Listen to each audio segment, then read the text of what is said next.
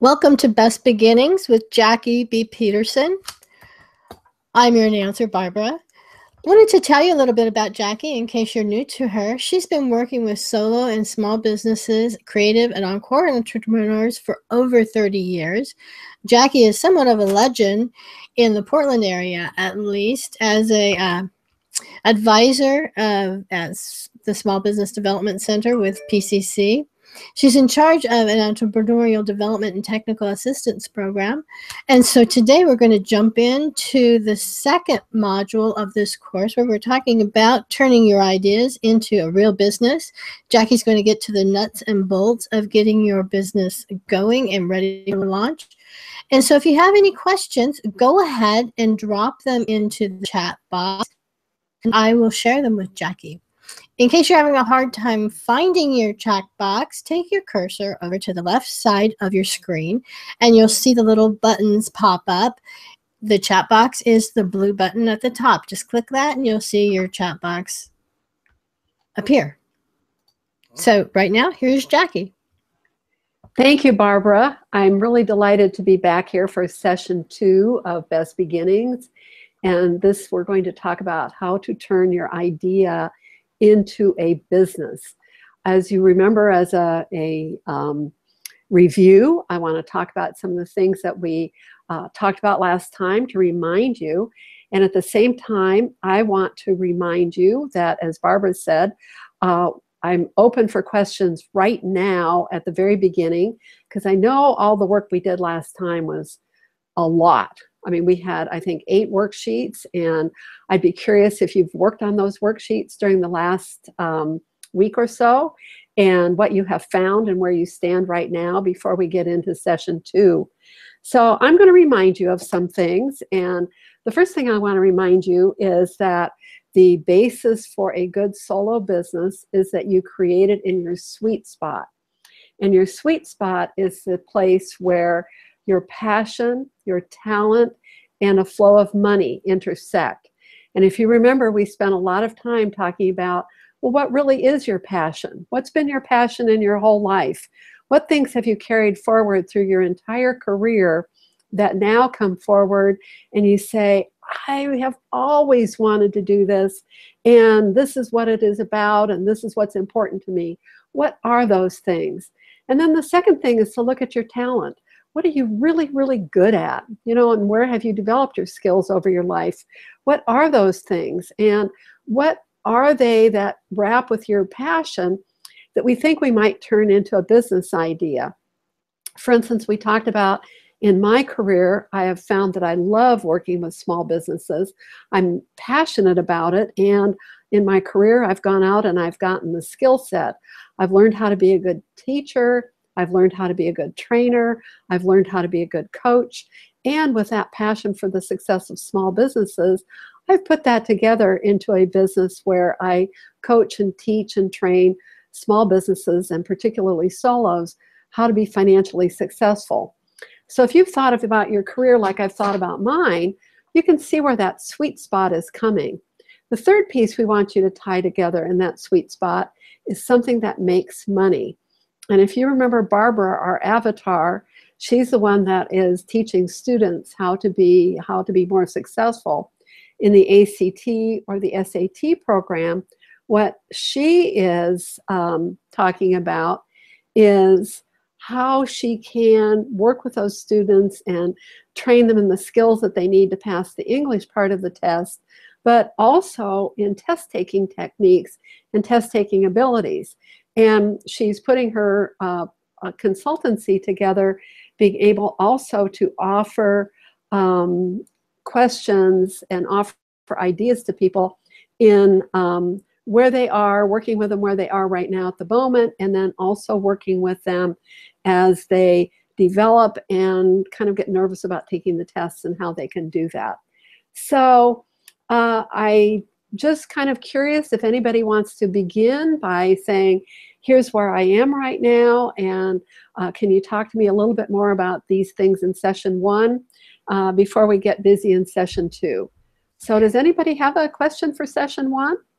Well, Jackie, Amanda says she hasn't quite got any questions yet. She's still listening, re-listening to the first webinar, the replay, and she's started working on the worksheets. So she's still working. Amanda, I'm proud of you. Keep working on those worksheets. They're a really big deal. What a worksheet does, and I just want to say this to all of you, remember we said don't do them on your computer, do them on pencil and do them by hand. What the worksheet does is taps into a kinesthetic part of your brain. When you do them by hand, you know, we get so often that we are left brain, right brain, you know, in our thinking or in our creative or artistic spot. But I want you to get into the kinesthetic part so that you're not just listening or talking or seeing, but you are also in that feeling part of your brain. And using a pencil and a piece of paper helps you do that. So using the worksheets and doing it by hand helps you access all of those pieces. So I don't see or hear any more questions. Barbara, do we have any more right now? Not at this moment. Okay, so let's get underway talking about session 2, turning your idea into a business. But please, if you come up with questions along the way, this is perfect. So what I want to say to you is that a business is an idea, okay?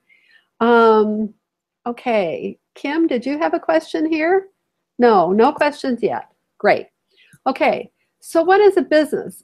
And a business is really a series of ideas and actions that come together to deliver a product or a service to customers who will pay enough to cover costs and produce a profit. So remember, at the beginning, a business is only a good idea. You've thought about it, and you've created a series of ideas that together make up a plan of how you will proceed.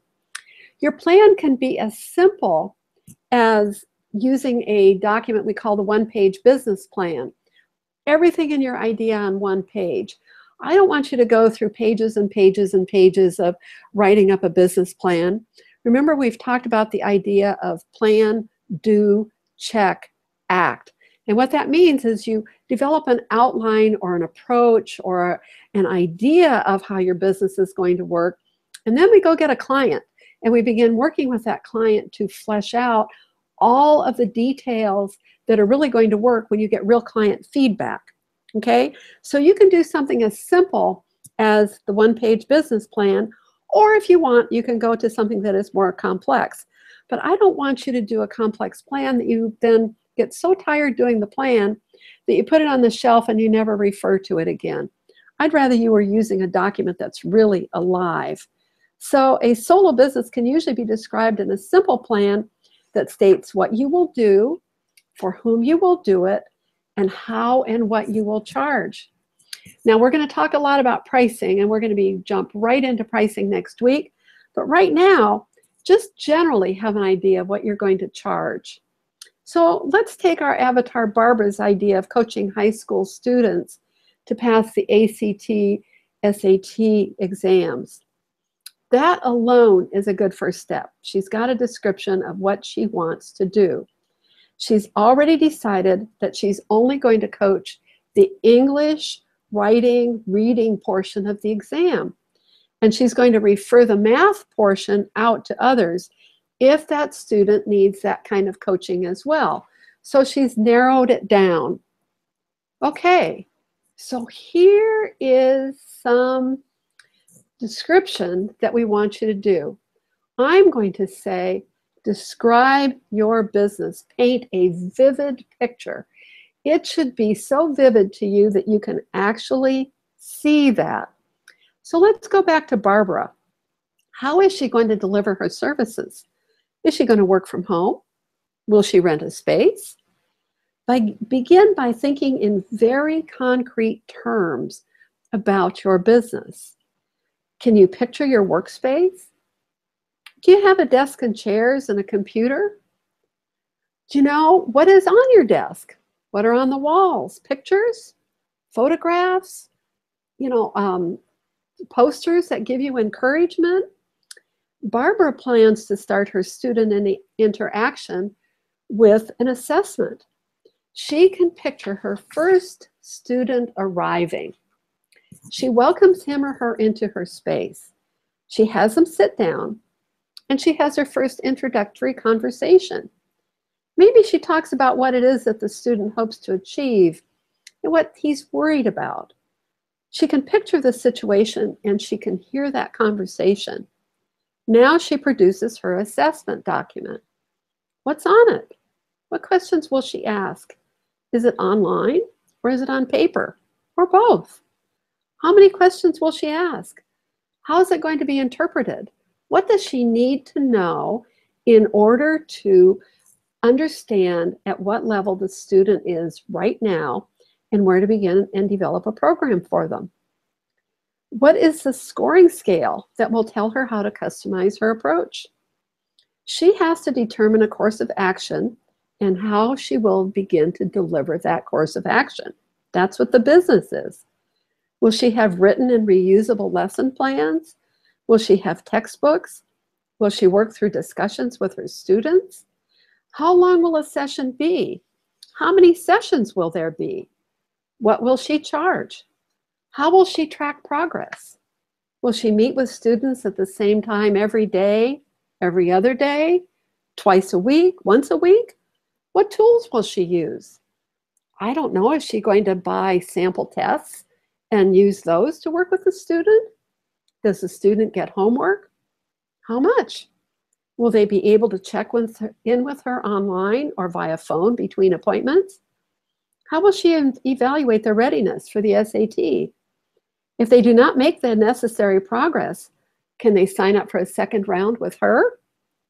How often will she talk with the students' parents and report progress or issues? What resources will she use? Can you see how asking and answering all these questions is beginning to create the details of a business? Every time she answers one of these questions, her business is taking form. She is making decisions about it. These are the very first step of creating a business and giving it life. Describe it in minute detail. You are creating the DNA of your business. Now, there's many more questions that Barbara needs to ask herself and answer before she can be entirely certain how her business will operate. But by describing her business in this detail, she is on her way. So here's the next step. Name it. Give your business a name. Naming something has been powerful medicine to every tribe and nation since time immemorial. Why? Because naming something begins to bring it to life and sets it on a journey of growth and development. Naming something is how it will be in the world. It will be this and not that. It is now differentiated from every other product or service offering. It has life. Think carefully about the name you give your business. A good name can be incredibly helpful. A good name gets you found in organic searches on Google. A good name is catchy, and people will remember you longer and not struggle to remember you. A good name is not tied to the latest trend that will soon be over and forgotten. Here's some examples of good names: Dropbox, Evernote, Whole Foods, Constant Contact, Nonprofit Stewardship. Why are these names so good? They relate directly to the mission of the company and describe it very succinctly, exactly what they do in a catchy and a memorable way. Now, here's some examples of poor business names: Mission Marketing Mentors, Ambrosia Southwest, Mentorless. Oh my goodness. Bad because it's nearly impossible to understand what these businesses do from their names. Mission Marketing Mentors. Could it be a religious organization? What are they marketing? Mentors? Ambrosia Southwest. Maybe that's a dessert. Mentorless. A company providing solace for people without mentors? What is that? So naming is critical, but it is also critical that you get legal permission to use it and protect it from being used by others.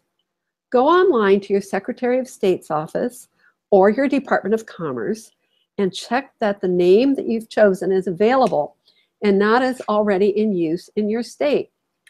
And if you think you will grow beyond your state, do a national name search.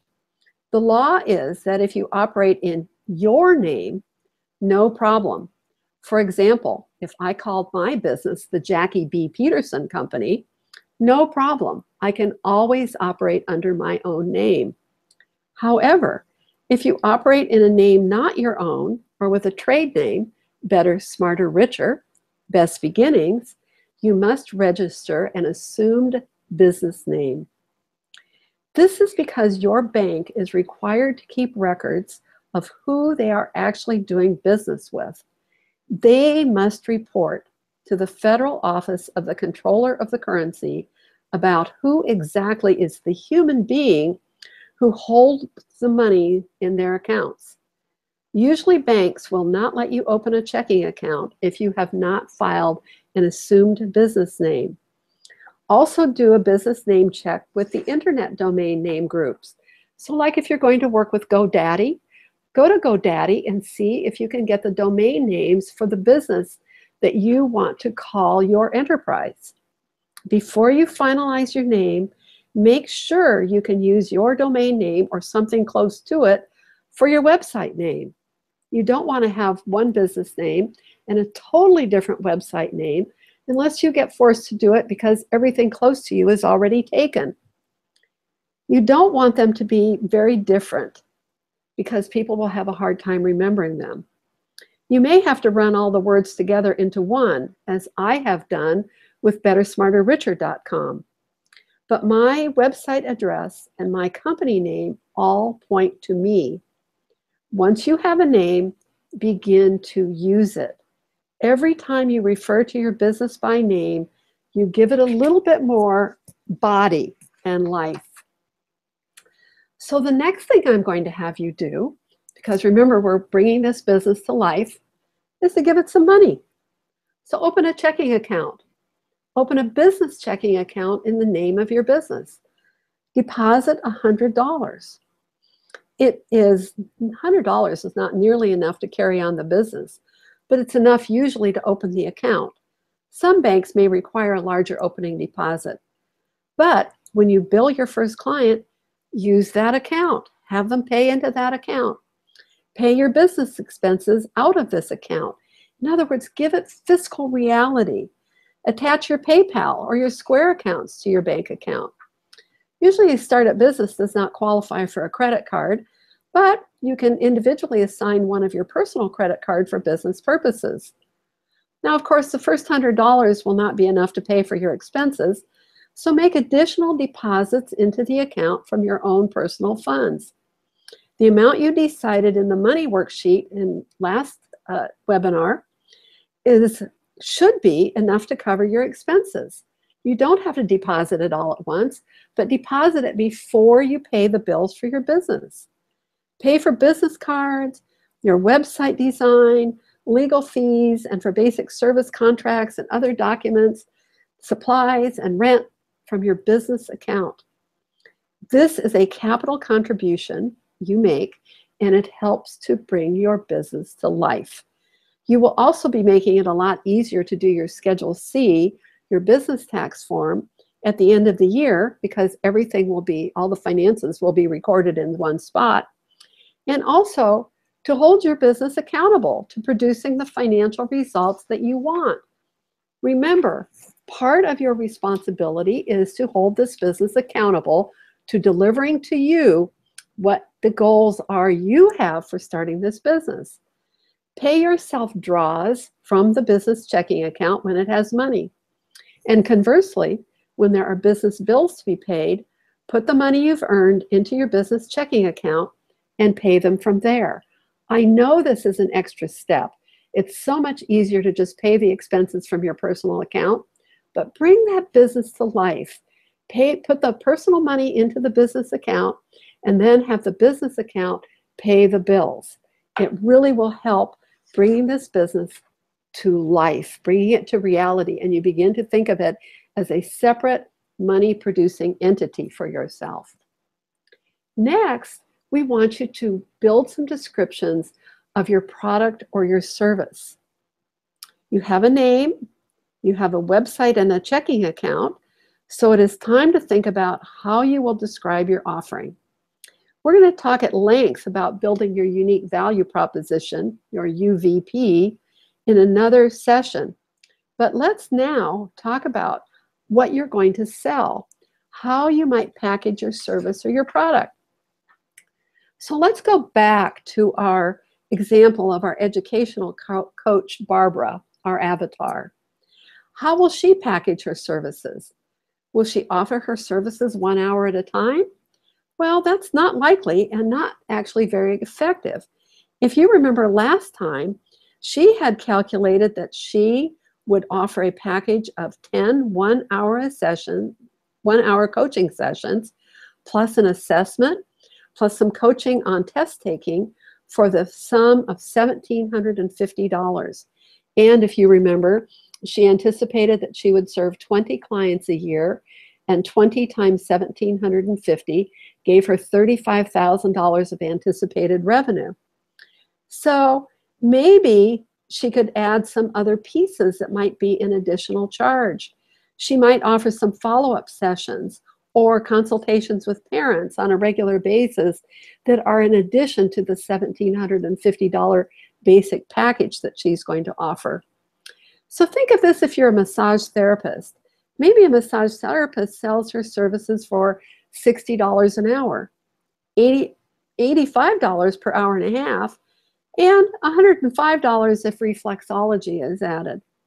Maybe she also sells massage oils and hot shoulder packs to ease muscle pain. And maybe she also could offer a reduced fee for a package of services, such as 5 massages for $300. So see how this is happening?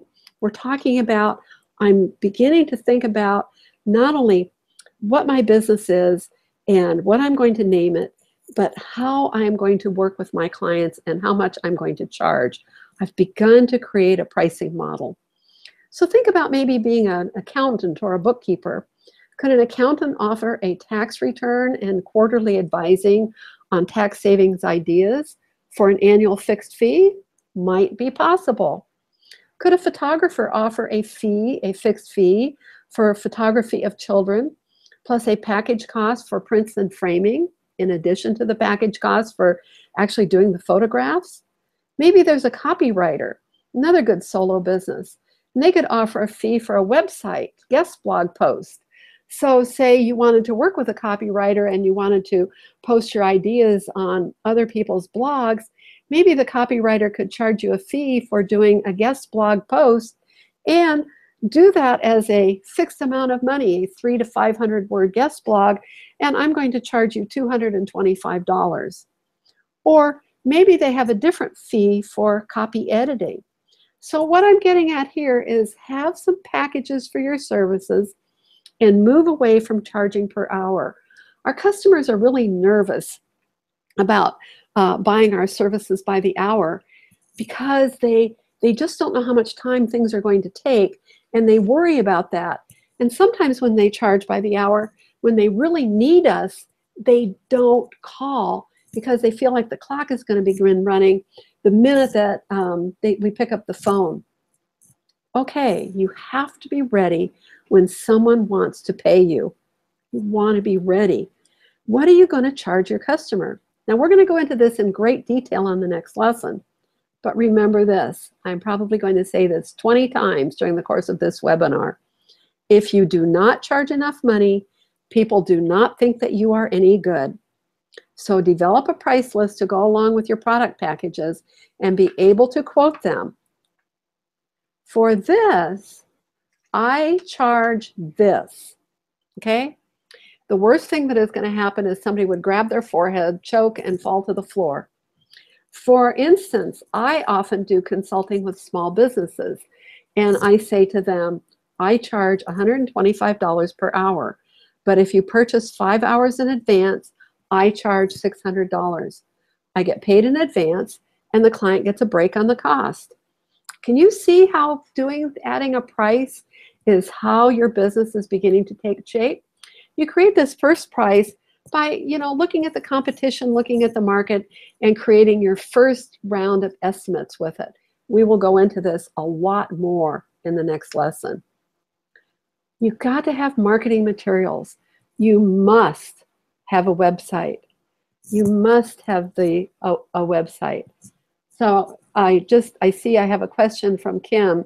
And what's the middle line? It said on the previous page, it had a line through it. Consider your packaging options. Oh, develop a price list. I hope that answers that, Kim. If not, we'll go back to it later. Okay, I'm going to talk about marketing materials. These are the minimum. A website, a business card, a phone number, an email address, and create and use your unique value proposition. As I said, we're going to have an entire session on your unique value proposition. It is so important. But you must have these other materials, because without them, potential clients will have no way to reach out to you, to learn more about you, and to remember you. So here is a checklist of some of the marketing materials that should be on everything. Your name, your company name, your email address, your website address, your telephone number, your Twitter handle, LinkedIn, Facebook, any of those, and a short tagline talking about what you do, okay? And there is no need to list a location. This always gets asked. You don't have to do that unless you have a dedicated out-of-home office or studio for clients.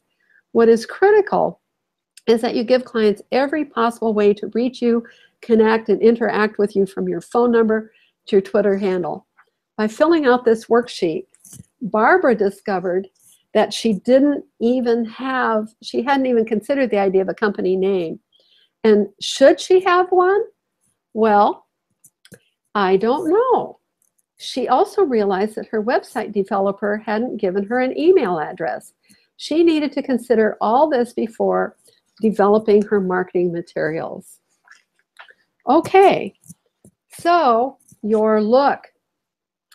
Marketing, says that Merriam-Webster, is the process or technique of promoting, selling, and distributing a product or service. And it is something that you must do for your business. Marketing is a really big deal in a solo business.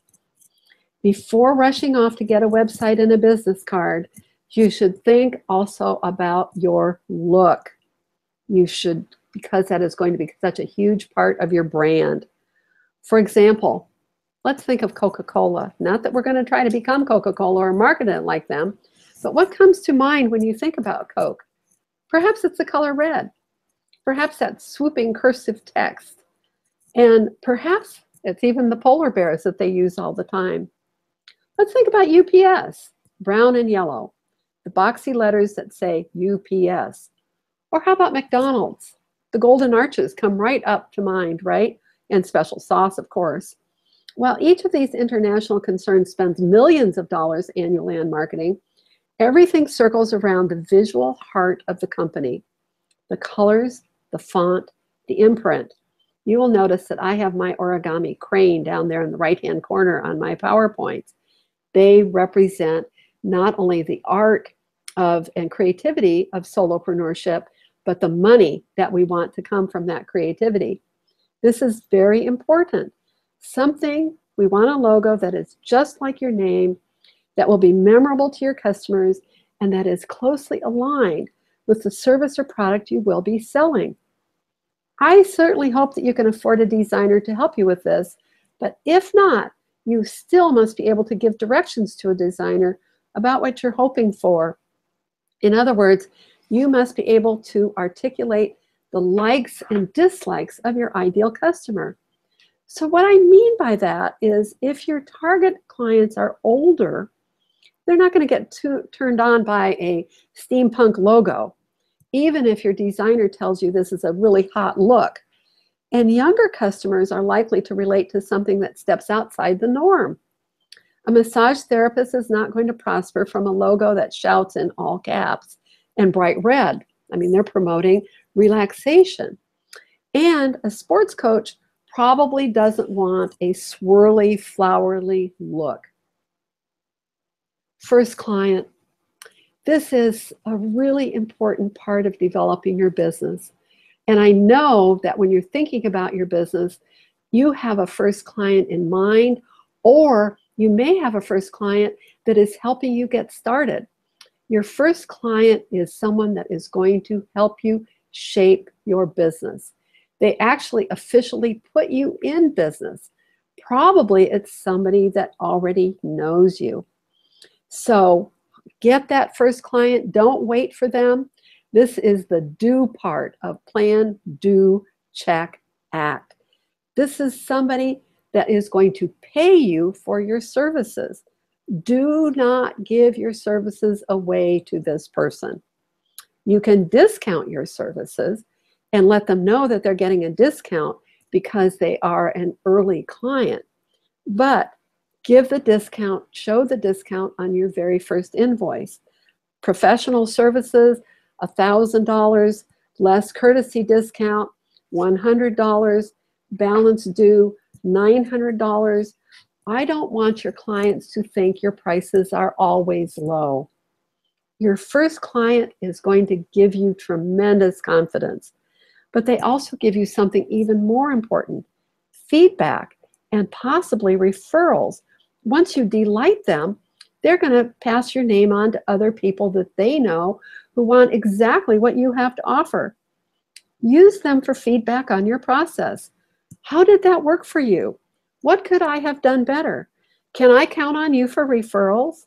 Their feedback is absolutely invaluable. Often, early customers are so excited about having found you and the wonderful job you do, they will, in their exuberance, send you referrals. Usually, customers are so excited at the beginning, that's one of the greatest times to get referrals. When they talk about something that is not quite right, thank them and allow their feedback to shape your service offerings and your product and service delivery. Maybe there are some small but important shifts you can make that will make your offerings more attractive. For instance, Barbara might find that if she offers her coaching sessions at 4 o'clock in the afternoon or offers them on Saturday mornings, they're much more popular than if she tries to offer them at different days of the week. And those shifts can make all the difference to her business. There are very small shifts that you can often make that are going to make things more attractive. Of course, you have to use your judgment, but this is important. This is the kind of agility, the ability to change quickly. That's one of the things that sets small businesses apart from the large corporations. Okay, at this point, I also want you to set some goals. Goals are absolutely critical to your progress because they help us choose among competing priorities. You know, our most scarce resource is our own time. How do we spend our time? And if we have goals, we can say, will this activity on which I am spending my time get me closer to my goal or further away from my goal? And if it's going to get you closer to your goal, it's a wonderful place to spend your time. If it's not, maybe you should consider doing something else. I also recommend that your goals be in writing. I want you to sit down and write them down. Studies show that written goals have an exponentially greater opportunity of being achieved than goals that we carry around in your own head. They need to also be tied to specific action. They are not pie in the sky. We should be able to implement them with action steps. Return to your set of goals at least each month and also each quarter and each year and update them. You will need to have evolving and changing goals as your business grows.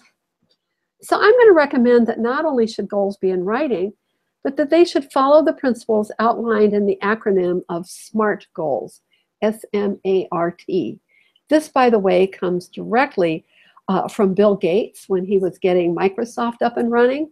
He did pretty well with his goals, so I think he's got a good idea here. SMART goals means that they are S, specific, What exactly is the goal? And you want to quantify it so that there's no wiggle room. You either will or will not achieve it. M, measurable. How many? I should be able to see that and count them. A, achievable. Set goals that can be accomplished in the given time frame. Don't set yourself up for failure by asking the impossible of yourself. R, relevant. In other words, do not mix personal goals with business goals. The goals should clearly relate to what you are trying to make happen now. And your goal should be T, time bound, by when. This keeps you from giving yourself all the time in the world. So a SMART goal will say something like this. By January 31st, I will have added 25 likely solid new client prospects to my contact list.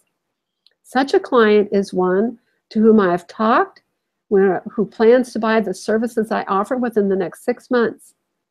So we're very specific about that. We know by when you're going to do it and how many. And, you know, there's such success when you have achieved your goal. So the next question to ask yourself is, what steps must I take to achieve this goal? Outlining the steps is your action plan.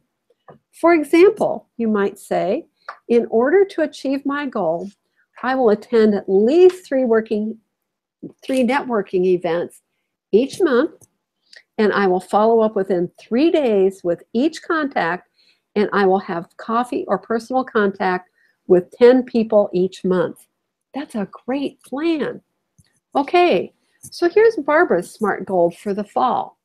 Her specific goal, 25 new prospects in her contact list. Is it achievable? She says, yes, it is if I'm diligent about networking and follow-up. Is it relevant and time-bound? You bet. So Barbara's goal is to increase the number of prospects for her new business. So in order to do this, she has set very specific target for herself. This will keep her on track. She has said exactly how many new prospects she wants to add. She has made sure that it is achievable and not an impossible undertaking. And she has given herself a concrete deadline. By January 31st, I will have added 25 likely solid new client prospects to my contact list. Such a client is one who I have talked with and plans to buy the services I offer within the next 6 months. See how that frames in and how that helps you take your next steps? So here's your action plan worksheet. We know what the goals are. Now have a written action plan. How am I going to go about achieving that goal? Here's Barbara and commitment in order to make that happen. She will attend at least 3 networking meetings per month, and she will follow up within 3 days after each contact, and she will have coffee or personal contact with 10 people. In addition, she is going to keep her Facebook postings regular. And you know how busy we get. Make Facebook a habit, or LinkedIn a habit, your Twitter a habit. Many people suggest you sit down with a cup of coffee first thing in the morning and go in and post your Facebook, post your LinkedIn, and post your Twitter, and just get that done and do it first thing because it's so important to your future. So Barbara's going to do this. She's also going to send out a newsletter, emailing monthly to build her list, and she's going to do a speaking engagement at least every other month. So what we want to do is have you work on your goals worksheet within during the next week, and set your goals and make sure that those goals are directed towards helping you get your business up and running the way that you want it to be. We are going to have you write it down and fill out your goals so that you can carry them on and have accountability.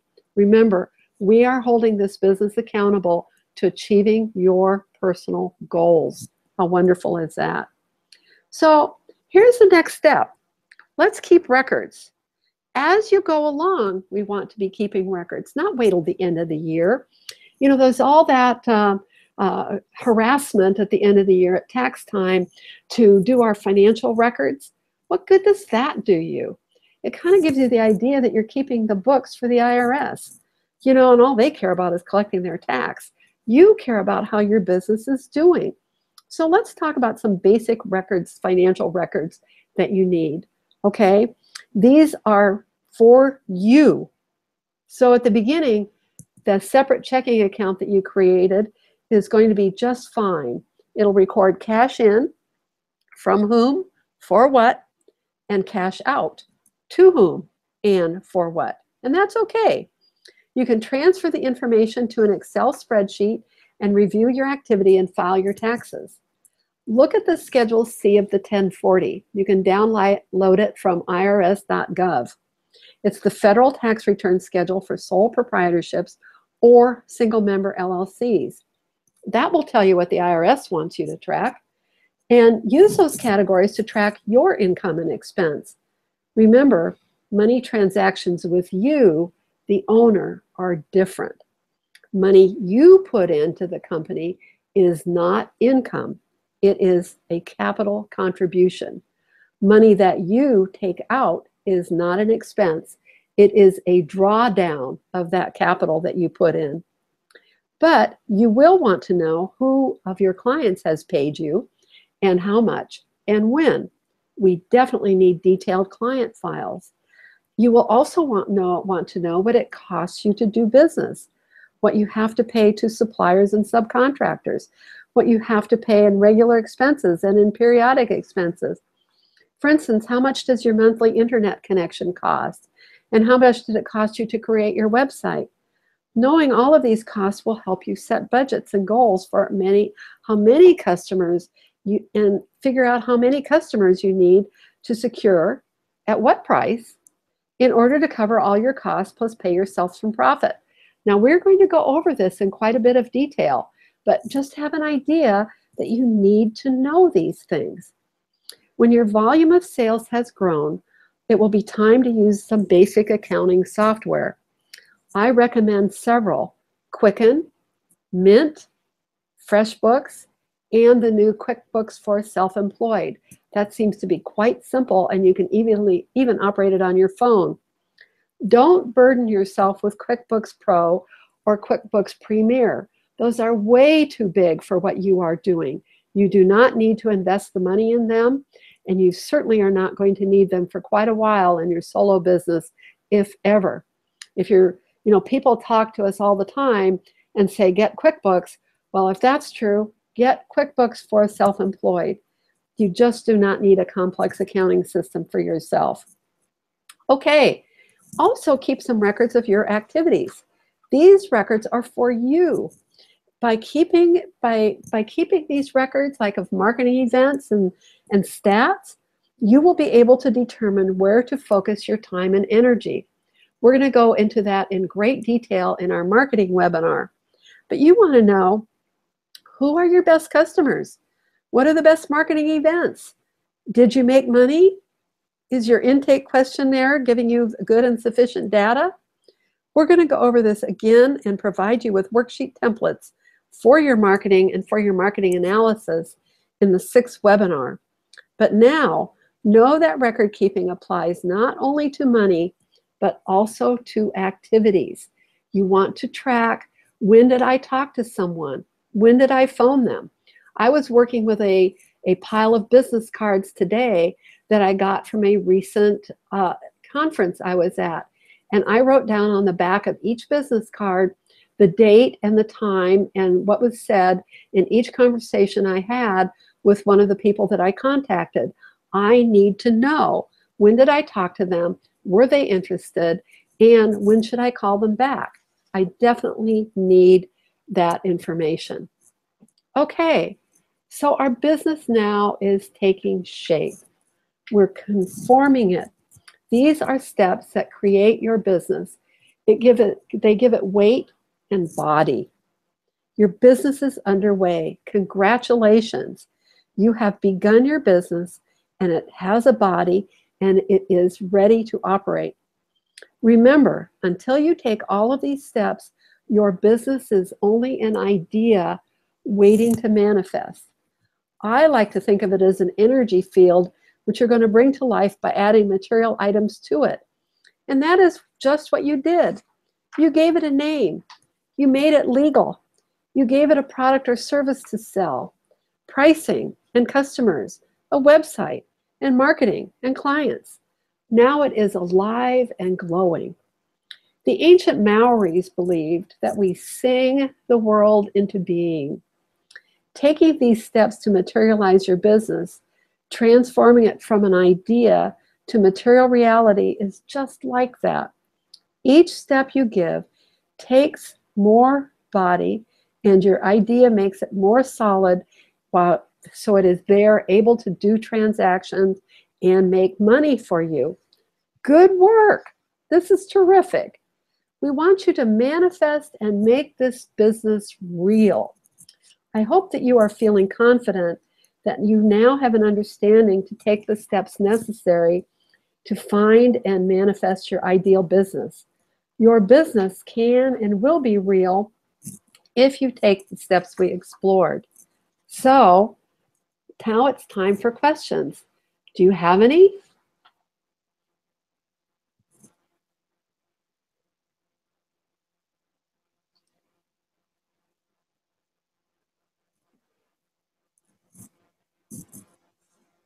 If you have some questions, and how you can contact me and email me, and I will be happy to answer them. I am here to support you at the beginning of your business. I am so excited that you are attending these webinars, and I want this to work for you. So if you have a question, do you think it's a good idea, you might say, to have a business name other than my own name? And that depends on what you are doing.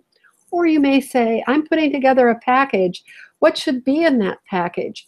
Think about Barbara, who was thinking about only charging $750 or $150 an hour, and then she developed a package of services for $1,750. Okay, these are things that may come up, and you need to have somebody to support you. I am there to do it, and I would be happy to answer those questions. This has just been kind of jam-packed, and I'm happy to work with it.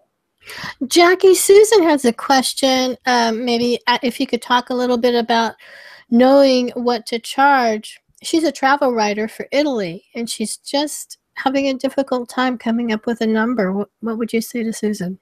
Okay, Susan, my first question is, what are you charging for? Who is your client?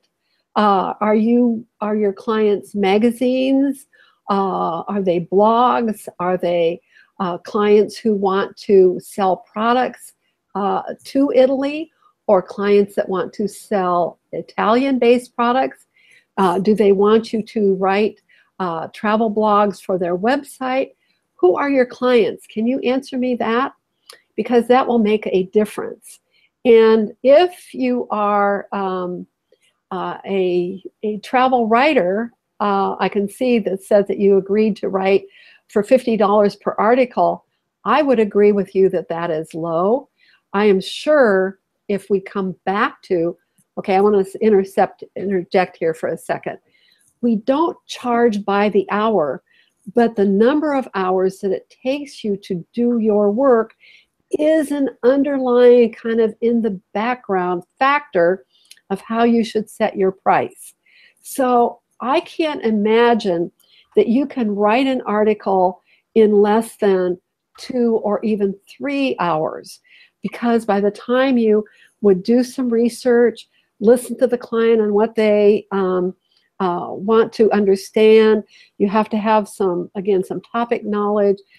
We talked about research time, maybe produce a draft, go over the draft with the client, then get it posted, polish it up. It would seem to me that you're going to be, even as a fabulous writer, which I'm sure you are, you're going to have somewhere between 3 and 5 hours in that. So another thing that we know is that the minimum hourly rate anyone would want to be charging as a solo freelancer, making their money totally from freelancing their work, is going to be somewhere in the range of $50 an hour, somewhere there. So if an article is going to take you 5 hours on average, asking a price of $250 for an article would seem to me to be quite reasonable, okay? And this would be really good. And if the client, I can see from your conversation, you saying that the client has a fashion makeover website in London, and you're writing for her blog about Italy, and she doesn't want to pay more. Nobody ever wants to pay more, but they're going to pay for the value that you bring them. And you made a comment that you're learning a lot, but that you need to charge more. Why don't you say to her something like this? Client, I think that following your blog, I can see, or I suspect, that my posts are helping you gain business on that blog and gain traffic to that blog. Is that true? If they would agree with you, then what you can do is say, if you are increasing your people that are coming to your website because of my blog posts, I would like to get a share of the wealth that is happening because I am producing it. So what I would like to do is raise my fee on a quarterly basis. Right now I'm only learning.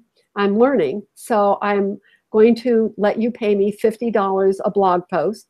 But by next quarter, I'm raising that to $100 a blog post. And the quarter after that, I'm going to be charging you $150 per blog post, because I think that way I can share in the value. So that might be one of the ways that you could do this. Also, this person who has a fashion makeover website may need some work with pricing herself. Send her to Better, Smarter, Richer. I would be delighted, because we know that people simply are not charging enough money, which is what we're going to talk about next week.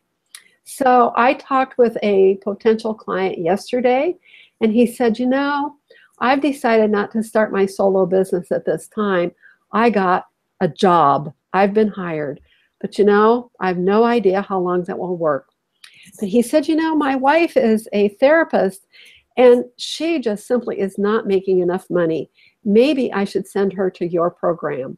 And I said, what the problem really is that she probably is not charging enough money. This is the biggest shortfall small businesses have. We don't charge enough money for our good work, and people take advantage of us. So even that professional, I think, could raise her fees. So Susan, I'm going to come back and say this. Next time you send her an invoice, send the invoice that says blog post, $250, professional discount, $200, this bill, $500. Please note that as your traffic increases, my fees are going to climb to represent what they are really worth and the value that I am helping you create. You stand up for yourself, Susan. Anybody else have any questions at this point? I know this is tough stuff. I know there's a lot of detail, but remember, we are counting on these businesses to produce revenue and produce clients and produce joy and satisfaction for us. It is worth putting every minute that we are talking about into this business. And that's why I want you to start off on the right foot. I want it to be a business that is in your sweet spot. And I want it to be a business that you bring to life by giving it the technical things that it needs: a website, a checking account, a wonderful name, a business card, some goals and objectives, all of those things, because they bring this business to life and make it real. These are fabulous things for you to have. I am so delighted that you have participated this week.